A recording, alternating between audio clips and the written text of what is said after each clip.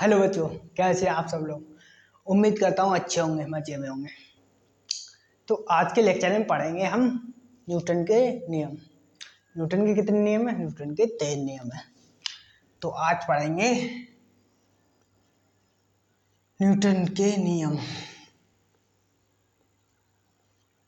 Newton के नियम। तो सबसे पहले पढ़ेंगे न्यूटन के प्रथम नियम। न्यूटन का प्रथम नियम। प्रथम नियम ये क्या बोलता है? न्यूटन का प्रथम नियम को बोलता है। न्यूटन का प्रथम नियम बोलता है कि कोई वस्तु स्थिर है तो वो स्थिर ही रहेगी, कोई वस्तु गतिशील है तो वो गति करती रहेगी जब तक उस वस्तु पर बाहर से कोई फोर्स नहीं लग जाता, कोई बल नहीं लग जाता। जब तक वो स्थिर है तो वो स्थिर ही रहेगी। अगर गतिशील है तो गतिशील ही करती रहेगी। मतलब कि अगर स्थिर है तो वो स्थिर रहेगी, अगर बाहर से कोई फोर्स नहीं लगेगा जब तक वो हिले डुलेगी नहीं, कहीं को जाएगी नहीं। और अगर कोई वस्तु गतिशील है, गति कर रही है तो गति करती रहेगी जब तक कोई बाहर से फोर्स लगेगा ना, जब तक वो रुकेगी ही नहीं। अगर बाहर से फोर्स लगा दो तो वो वस्तु रुक जाएगी। ये बोलता है न्यूटन का प्रथम law, first law of Newton. क्या बोलता है? यही बोलता है कि जो वस्तु स्थिर है, मतलब स्टेबल है, तो भाई वो स्टेबल रहेगी जब तक कोई बाहर से फोर्स नहीं लगेगा। जब तक वो वस्तु स्थिर रहेगी, स्टेबल ही रहेगी। अगर बाहर से फोर्स लगा दोगे तो वो वस्तु को फेंक दोगे अलग बाहर के लिए। समझ रहा हो? ये वस्तु है, अगर मैं इससे बाहर से फोर्स लगाऊंगा तो ये बाहर से फोर्स लग गया। जैसे ये बाहर से फोर्स लग गया, ये लग रहा है, तभी तुझे हिल डुल रहा है, ये मैं इसे हिला डुला रहा हूँ।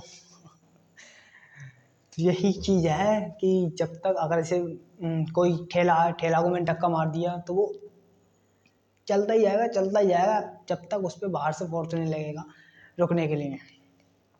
अब ऐसे कैसे हो सकता है? आप बोलेंगे कि ऐसे कैसे हो सकता है कि बाहर से फोर्स भी लग जाएगा, मतलब कि रुकेगा ही नहीं। मैंने एक बार धक्का मार दिया, हो सकता है अगर उस पर कोई घर्षण बल नहीं लगा, ग्रेविटेशनल फोर्स नहीं लगा।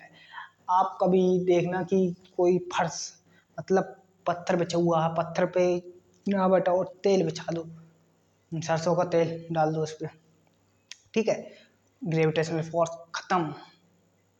खत्म मतलब ग्रेविटेशनल फोर्स नहीं, घर्षण घर्षण बल, घर्षण फोर्स खत्म हो गया। खत्म हो गया ना। अब उस पर कोई चीज़, यही चीज़ अगर हल्के बल से, मतलब कि मतलब कि उस पर धक्का मारोगे तो वो जाके दीवार में लगेगी, डायरेक्ट कहीं नहीं रुकेगी। और वही चीज़ तुम सड़क पे करके देखना, थोड़ी सी दूर जाकर रुक जाएगी, ठीक है ना। तो यही बोलता है प्रथम law, first law of Newton, ठीक है, कि कोई चीज़ स्थिर है तो स्थिर ही रहेगी, ठीक है। ये गतिशील है तो गतिशील ही रहेगी जब तक कोई बाह्य फोर्स बल नहीं लगता। भाई बाह्य फोर्स नहीं लगता, समझ गए? प्रथम लॉ न्यूटन का, फर्स्ट लॉ समझ गए। तो आया दूसरा लॉ। दूसरा नियम ऑफ न्यूटन क्या बोलता है? इसका मतलब क्या होगा? हॉर्स। ये क्या होगा? व्युत्क्रमानुपाती। संवेग में परिवर्तन। संवेग में परिवर्तन अपॉन समय में परिवर्तन। आप बोलेंगे संवेग क्या? संवेग ये है P बराबर एम बी, मतलब P मतलब संवेग और m द्रव्यमान मास और b वेलोसिटी। अगर P को हम निकालना चाहें तो मास इंटू बी से मल्टीप्लाई कर देंगे तो संवेग निकल जाएगा, ठीक है। ये क्या है? संवेग निकल जाएगा आपका, ठीक है। वेलोसिटी का मतलब वेग, मास का मतलब द्रव्यमान, ठीक है। तो ये चीज़ समझो पहले। अब ये चीज़ दो चीज़ में समान, एक होता है मतलब कि ये चीज़ साइन होता है, एक होता है समानुपाती और एक होता है व्युत्क्रमानुपाती। अगर हम समानुपात की बात करें तो ए समानुपाती का साइन इस तरीके से करेंगे, समानुपात उस साइन को इस तरीके से लिखेंगे। मतलब कि अगर ए जितना है बी भी उतना ही होगा, ए जितना फोर्स लगाएगा बी भी उतना फोर्स लगाएगा। अगर हम व्युत्क्रमानुपाती की बात करें तो इसे ऐसे लिखेंगे। अब इसका मतलब क्या है, बी ज़्यादा फोर्स लगाएगा तो टाइम इस मतलब जे कम लगाएगा, समझ रहे हो। इस ये ज़्यादा होगा तो ये कम होगा, ये ज़्यादा होते जाएगा ये कम होते जाएगा, अगर ये ज़्यादा होता जाएगा तो ये कम होते जाएगा, ये अपोजिट होता है, ठीक है। ये ऐसे करके होता है, जैसे ये हाथ है, अगर ये हाथ है तो ये वाला ए है ये भी है, तो ये कम होता जाएगा ऐसे करके। अगर ये ज़्यादा होगा तो ये कम होता जाएगा, समझ रहे हो। ये चीज़ है क्या, व्युत्क्रमानुपाती के कंडीशन में ये बनती है, ठीक है। अब ऐसे ही ये क्या है, फोर्स बल। अगर समय में परिवर्तन हो रहा है तो समय में परिवर्तन होगा। जैसे अगर दूसरे नियम का उदाहरण दूँ तो मैं दूसरे नियम का क्या उदाहरण दूँ, दूसरे नियम का जैसे कि आपने क्रिकेट खेला होगा, कभी क्रिकेट खेला होगा तो कैच भी पकड़ा होगा, तो कैच किस कंडी कैसे पकड़ते हैं। कुछ लोग होते हैं कि ऐसे पकड़ते हैं कैच ऐसे करके, उनकी उंगलियों पे लगती है, उंगली टूट जाती है, फिर कहते हैं बहुत तेज लग गई बॉल। क्यों लगती है वो तेज, क्यों लगती है भाई वो तेज, क्योंकि जो जिस वेग से जिस वेलोसिटी से वो बॉल आ रही है, जिस गति से वो बॉल आ रही है, अब वो गति, वो मोमेंटम, वो वेलोसिटी, अब वेलोसिटी जैसे कि वेलोसिटी निकालने के लिए जो मैंने बताया कि मैंने जैसे कि 5 है, 5 द्रव्यमान है इसका, 10 मीटर प्रति सेकंड वेलोसिटी है, मतलब कि वेलोसिटी वेग है इसका, तो इसकी 50 हो जाएगी। अब 50 वेग से मतलब कि आ रही है बॉल, ठीक है।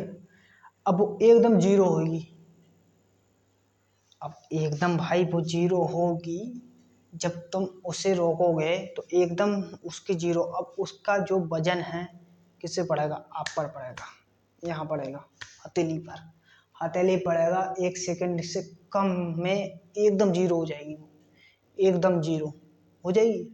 तो आपके हथेली पर वही बल बहुत तेज से लगेगा, उंगली भी टूट सकती है, समझ रहे हो।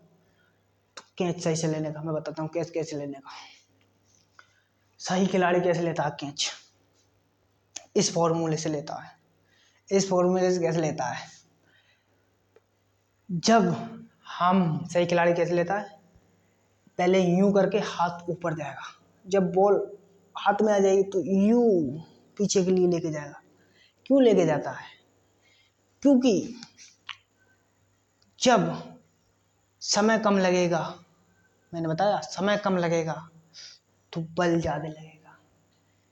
इस चीज़ में मतलब कि जब 1 सेकंड में अगर हाथ अगर यूं हाथ पकड़ ले, मतलब इधर ही रहना, मतलब इधर ही ऐसी बॉल इधर ही पीछे को नहीं लेके जाए हाथ, ये तो इधर ही बॉल आएगी, वो इधर ही लगेगी बहुत तेज से, यहीं लगेगी बहुत तेज से। अगर ये हाथ यूं जाओगे तो कुछ समय ज़्यादा लगेगा, नहीं लगेगा।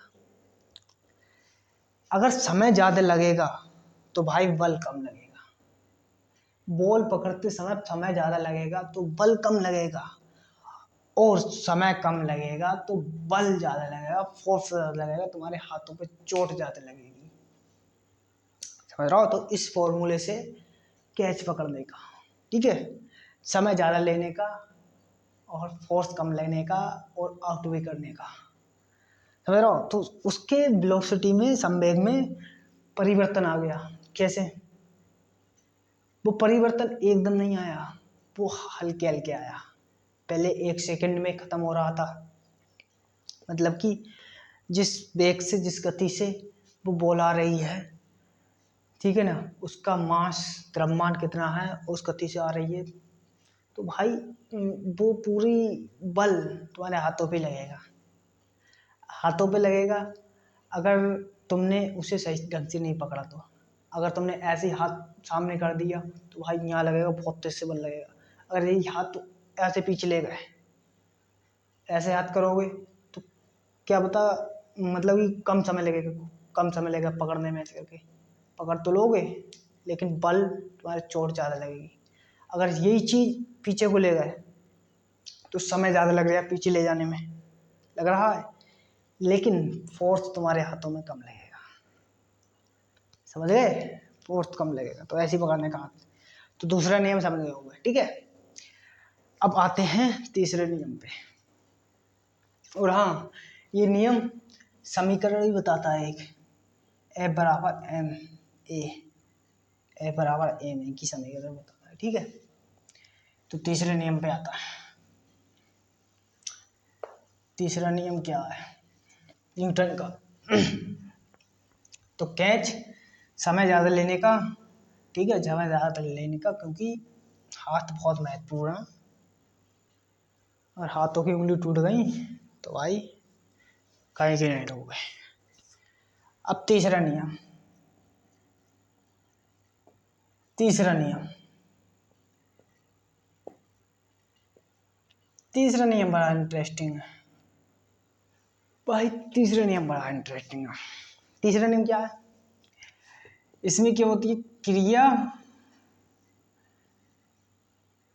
प्रतिक्रिया। अब बोलो क्रिया प्रतिक्रिया, एक्शन रिएक्शन, मतलब एक्शन रिएक्शन।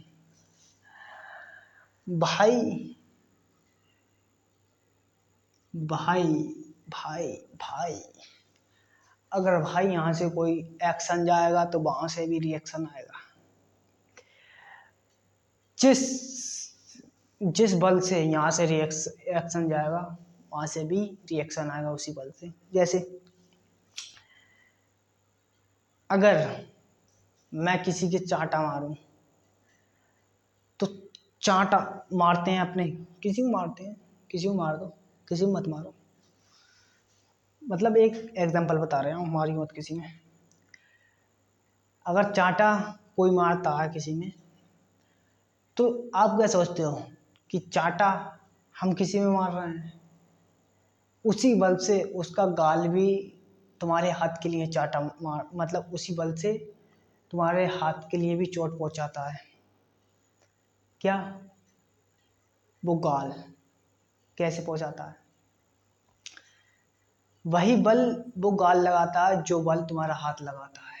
कैसे, अब बोलोगे कि अगर मैंने हाथ चाटा मारा है यहाँ, तो मेरे गाल में ज़्यादा दर्द हुआ, हाथ पे नहीं हुआ, बल्कि गाल ने भी उसी बल से तुम्हारे हाथ को मारा, वही बल से जिस बल से हाथ ने गाल पे मारा, तो गाल में ज़्यादा दर्द हुआ।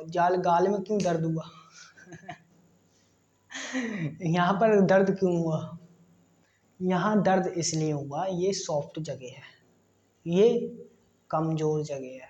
अगर आप दीवारें में मार के देखो, दीवार ही उसी बल से तुम्हारे हाथ पे मारेगी, बल्कि उससे ज़्यादा बल से मारेगी, तुम्हारे हाथ में दर्द होने लगेगा। आप पेड़ में मार के देखो, आप किसी जानवर में मार के देखो, उसी बल से आपके हाथ पे चोट लगेगी। किसी मजबूत जानवर में मार के देखो, किसी भैंस के सिर पर मार के देखो, आपके हाथ में चोट लगेगी ज़्यादा, आप मारोगे उसी बल से। भाई ये बच ये है, जो चीज़ कमज़ोर पड़ जाती है उसके हाथ में, उसकी ज़्यादा बल मतलब चोट लग जाती है। अब इसका एग्जाम्पल क्या है, मैंने एग्जाम्पल तो दे दिया, लेकिन इसका एग्जाम्पल ऐसे रॉकेट, रॉकेट है, ठीक है ना। रॉकेट जितने बल से ज़मीन पे फोर्स लगाता है, बल लगाता है, ज़मीन उतनी बल से फोर्स ऊपर को जाती है और रॉकेट ऊपर उड़ते हुए जाता है। पक्षियों को देख लो, पक्षी, ठीक है, पक्षी हैं, रॉकेट है, हेलीकॉप्टर है, ये चीज़ें हैं, ठीक है। इसके उदाहरण के लिए तीसरी, मतलब क्रिया करोगे प्रतिक्रिया आएगी, एक्शन करोगे रिएक्शन आएगा। तो समझ गए न्यूटन के नियम, सिंपल भाषाओं में ये न्यूटन के नियम क्या हैं, ठीक है। इसके उदाहरण क्या हैं, रॉकेट, रॉकेट उड़ते हुए देखते हो, हेलीकॉप्टर, हेलीकॉप्टर पक्षी, पक्षी मेरो पक्षी पर चलाती हैं, हवा में मारती हैं, हवा उसी बल से उन्हें ऊपर पहुंचाती है। तो समझ होगा न्यूटन के तीनों नियम, बहुत ही सिंपल भाषाओं में। ठीक है, तो मिलेंगे अगले लेक्चर में। तब के लिए धन्यवाद वीडियो देखने के लिए, और वीडियो अच्छी लगी हो तो लाइक एंड शेयर। मिलेंगे अगले वीडियो में।